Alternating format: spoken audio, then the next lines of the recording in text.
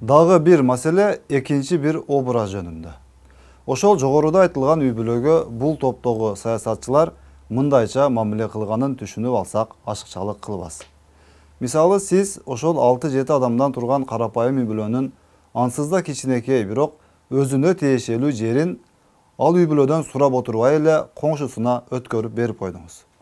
Бирок bir жол эмес, 2 жол эмес, bir топ жолу ушундай кыйындыгыңызды көрсөткөнсүз.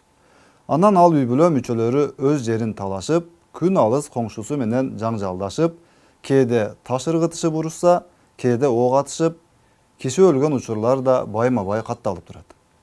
Бирок сиз кооз сүйлөгөндү жакшы билгениңизден улам, эч такыр күнөөнү өзүңүздүн мойнуңузга албайсыз.